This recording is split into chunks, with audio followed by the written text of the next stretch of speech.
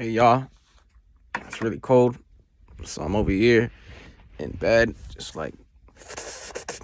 Anyways, I wanted to talk about the different ways of acquiring knowledge, and knowledge. We consume information. We're all consumers of products. We demand things. There's always something to demand because we consume. And knowledge is the same.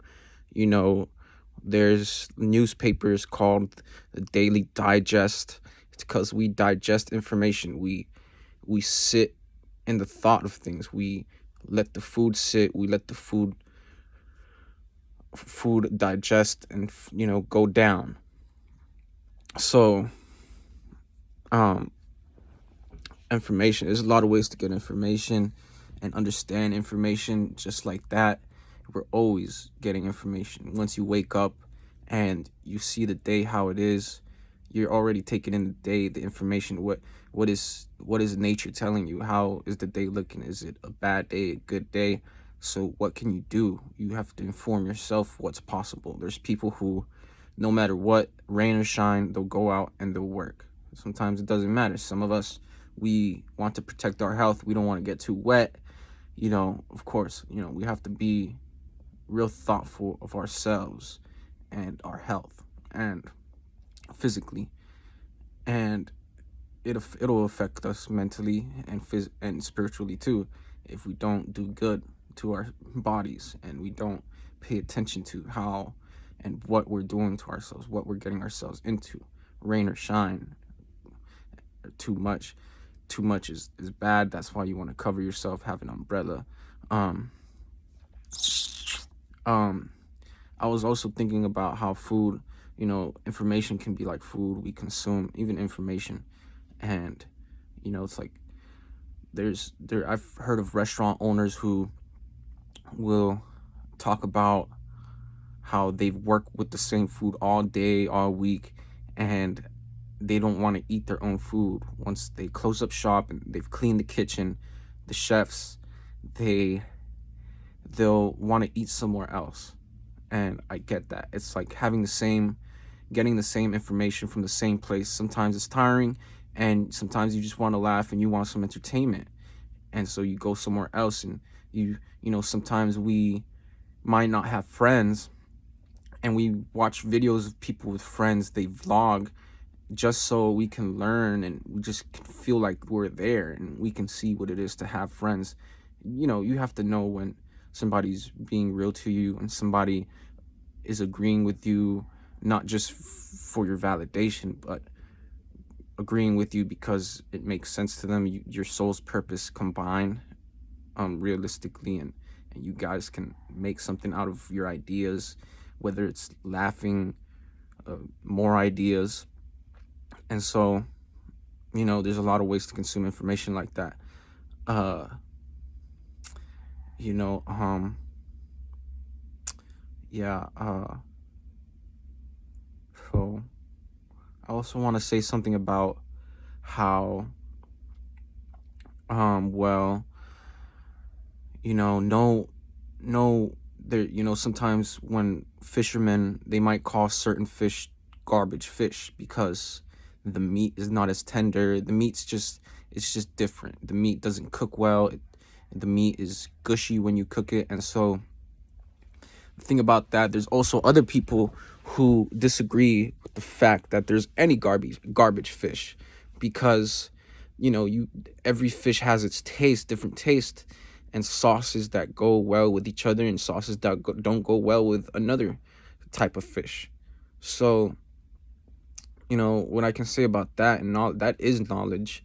And so there's no garbage information. Any information we acquire, we can use. Transferable work skills. One thing you learn now, you might not know you can use for another job in the future. And that's with anything that you learn or you hear. Sometimes when you hear people speak, you can use that, what they say, for your own good, to prove a point, because sometimes people don't listen to themselves. One time I remember I knew somebody who told me that they hate old people. We were coworkers, and he was telling me they hate coworkers, but then he would also go on to say that he's getting old. So what he was basically telling me was that he hates himself without saying that he hates himself. He was just telling me that he hates old people, and also he's getting old. So, in that way, you can use knowledge, what you hear, to make sense of things as well, to make things make sense to you, and to prove your own point to yourself, and, know what's true and not. So, yeah, knowledge. It's a lot of ways to acquire knowledge. It's pretty interesting, like with astrology, the stars before we had technology, we had phones and electricity, we had nature. That's all we had, fire, candles.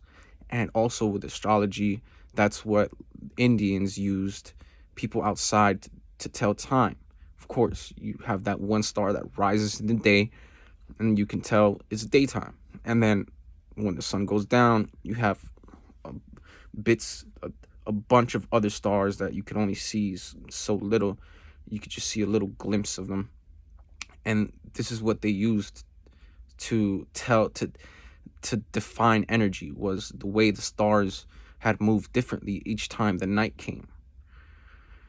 So, you can use what you see to not only what you hear. It's all feelings. What you hear, see, taste, that's what you feel. But also feelings can be when you open your third eye. You use your left brain, which is thinking, left side of the brain, which is thinking, and your right side of the brain, which is passions and feelings, passions most of all. And when you combine those, you open the third eye. You have your left and right eye, you have your left and right hand. That's what the nervous system represents, is both sides of our bodies. When we talk about Gemini and being two-faced, it's really about the nervous system. You can search this up. It's really the two sides to your bodies. And so, you have your left brain and your right brain. It's the nervous system. Our brains control all the nerves on both sides of your hands, your eyes. And so, what was I saying? Like, that's another piece of knowledge we can use. And, the third eye. It's when you combine your left side of the brain and your right side, that's two. And then you open the third eye. You make sense of things. You have a gut instinct. That's your feeling, like an ultimate feeling, a gut feeling.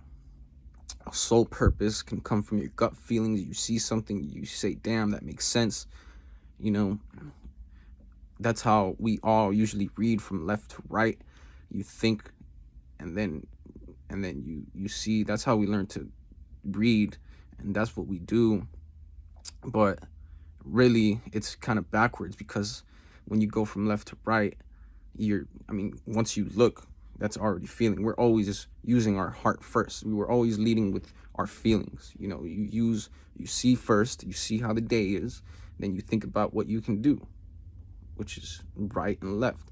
Right, seeing how the day is, and left, you think about what you do. It's the right and left sides of the brain. That's how we use them. And the right side isn't so much of feelings as much as it really is passions and being rational, stuff like that, like making sense. And so sense, again, is, you have your sensibilities. You can be sensitive to the world, everything around you. Your mind touches on things, on, when you touch somebody's heart, they have to listen to you first, and they think. So feeling, a lot is possible from understanding this knowledge. And how I've acquired this knowledge is just paying attention to my experiences, listening to other people, and just, being aware of how it all makes sense.